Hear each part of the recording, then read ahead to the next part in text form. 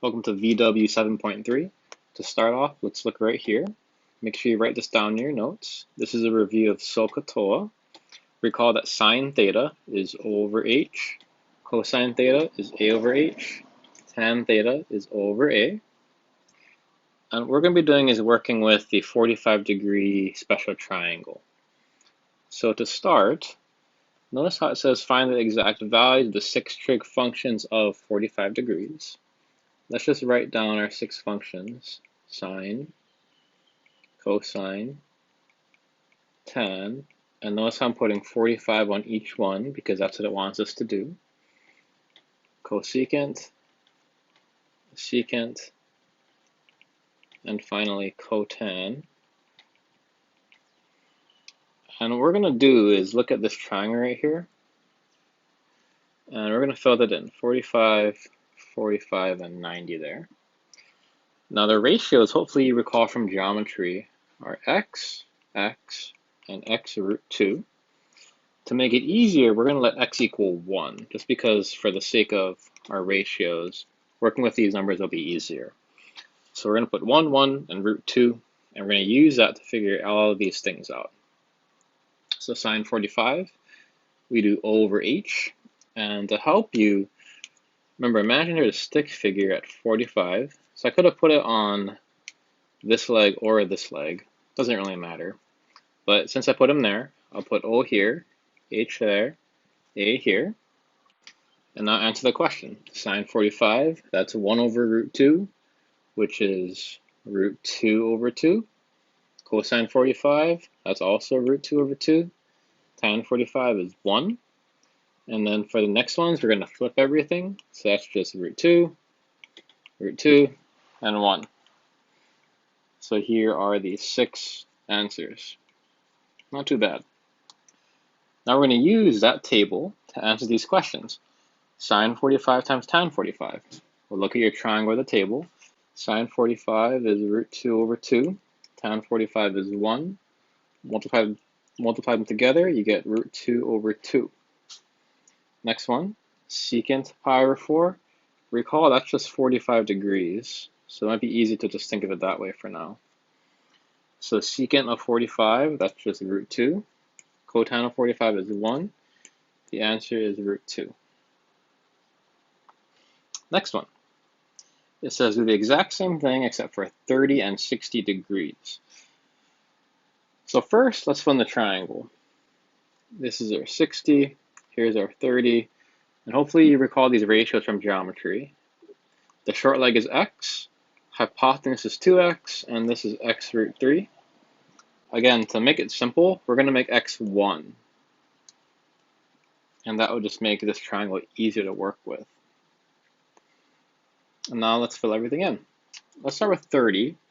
So I'm going to write sine 30, cosine 30, tan 30, cosecant 30, secant 30, and cotan 30. Let's figure that out. So sine 30, draw your stick man at the 30. This is O, H, and A. Let's figure everything out. So sine 30, that's 1 over 2. Cosine 30 is root 3 over 2. Tan 30 is root 3 over 3. To get the other ones, take the reciprocal.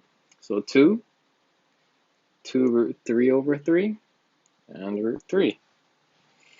And we're done. Now let's do the 60. So sine 60, cosine 60, tan 60, and now do the next 3. Cosecant 60, secant 60, and cotan 60. So this is important. Notice how we're using 60 degrees now, which means our stick figure has to move. We're going to put the stick figure at the 60 right there, which means h is still 2, but root 3 is now your opposite, 1 is your adjacent. So that's going to change our answers. So sine 60 is root 3 over 2, cosine 60 is 1 over 2, tan 60 is root 3. Now flip them. 2 root 3 over 3, 2, root 3 over 3. And there's our answers. Now, hopefully you notice something interesting here. These numbers should all look familiar. Let's look at this sine 30. That's a half. Isn't it interesting that that matches up with cosine 60? That's also a half. And then look at cosine 30. That's the same as sine 60. So remember, this is an example of cofunctions because 30 and 60 add to 90. You're going to see these numbers matching everywhere. And again, that's why you're going to see tangent 30, that's equal to cotan 60, because these are all the cofunctions. So a pretty cool example of that. And our last example for this particular unit here, we're going to use our chart to figure everything out. So for your homework, feel free to use a triangle or the chart. Sine 45, that would be root 2 over 2. Cosine 30 is root 3 over 2. Multiply, you get root 6 over 4. Tan pi over 4 is 1 minus sine pi over 3, that's root 3 over 2. Now we're going to want to put that together as one fraction, so that would be 2 minus root 3 all over 2. And the last one, that squared is written that way because you don't want it to be confusing with the pi over 6. So some people, when you're first learning trig, will rewrite it like this, because mathematically this is what's happening. It's pronounced tan squared, but really this means tan of pi over 6 quantity squared. So knowing that, let's figure it out. So pi over 6, remember that's just 30 degrees, that's 45 degrees. So tan pi over 6, that's just tan 30. So that would be root 3 over 3 squared. Sine pi over 4 is root 2 over 2 squared. That's simply 1/3 plus 1/2, 5 over 6. Okay, so go on to the practice problems. And then once you're done, we'll start the next part. So now you've done the practice problems, we're going to do some word problems. And again, all you really need to know is SOHCAHTOA. And hopefully at this point, this is pretty much memorized, because you're going to need to fully understand how to use this to answer all these questions. So if you already have it down, there's no need to rewrite it. I'm just writing it again for you in case you want a quick refresher. Here's the first question. A surveyor can measure the width of a river by setting up a transit at a point C on one side of the river and taking a sighting of a point A on the other side. So let's start. Here's a river. There's a point C in a transit. So transit, this is just like a tool. You'll see that a lot in math problems. It's simply just a tool. And then there's a point A on the other side of the river. And then you turn through an angle of 9 degrees at C, which means this is straight. We turn 90 degrees, so we have that to be 90. We end at B, and this is 200 meters. We're going to connect A and B, because notice how that makes a nice triangle. And it's a right triangle. And it also says, if we use a transit at B, the angle is measured to be found, or is measured to be 20 degrees. What's the width of the river? So we're looking for this piece right there. Let's call that X. Since this is your angle given, you draw your stick man right there. This is O. Sorry.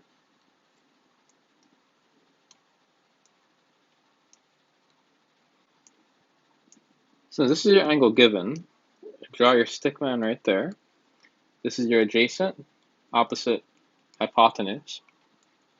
So in your mind, you think of SOHCAHTOA.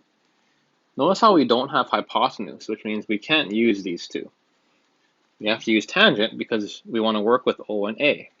So you're going to write tan of 20 is equal to x over 200.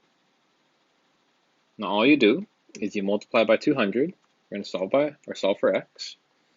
So x is equal to 200 tan 20 degrees. And then you'll plug in your calculator, and you're going to get x is equal to 72.79 meters. Since the question says round to nearest meter, we'll then write 73 meters. Now to do that in your calculator, I'm going to show you really quick. So here's my HP prime, and all of you guys should have this as well. The first thing you want to know is at the top right corner, if you touch this, you see how it opens up? So again, I'll show you. This top right corner, if you tap it, you want to see this menu.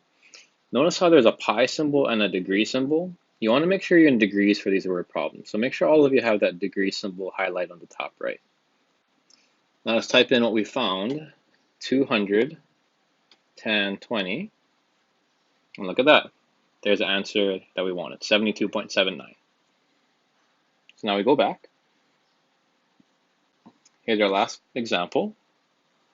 So at the top of the Board of Trade building in Chicago, there's a statue. So let's just start by drawing some building. There's a statue. I'll draw a little statue up there. From street level, so here's our street, 2 observations are taken from 400 feet away. So we know that this is 400. And it says one of the observations is going to the base of the statue. So I'm just going to connect the base of the statue to our point.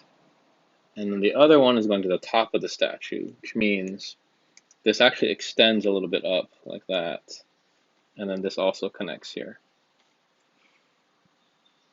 And because it's a building, we can assume that this is 90 degrees. Okay, now it says there are 2 angles. So the base is 55.1, so we can write that as 55.1. And then the big angle, this one, the slightly larger one, is going to be 56.5. And then it says, what is the height of the statue? So our goal is to find this little bitty thing, x. So to do that, we're going to work with a couple things. I'll put this in blue. We want to work with the whole thing. Let's call that capital H. That's the total height, including the building and the man or the statue. And then we want to have this height, just the building. We'll call that little h. What we're going to do is use tangent, because tan, remember, is O over A. So I can write tan of 55.1 is equal to little h over 400, which means h is equal to 400 tan 55.1 degrees. And I can also say tan of 56.5 degrees is equal to capital H over 400, which means capital H is 400 tan 56.5. And then to get x, we just have to do capital H minus little h. So plug in your calculator, and you're going to get 30.94 feet. And that is our answer. And if it doesn't specify, what we typically do in this class is we're going to round to 2 places. That's going to be standard for most math problems, if nothing is really said to you. Now the final thing to show you, we'll put a side note here. In these trig problems, you might get a situation where, let's say you get like sine 30 is equal to 10 over x. You'll notice in all the examples we did, the variable is on the top here, right? Variable here, variable here. Even on this first example, the variable is here. It's very easy to solve. If it's on the bottom, it's pretty easy, but it's just not the exact same thing. You simply multiply by the variable. So you get x sine 30 is equal to 10, and then you divide by the trig function. So x is 10 over sine 30. So effectively, these 2 things just switch places. So that's what you do in that event. Okay, good luck on your problems.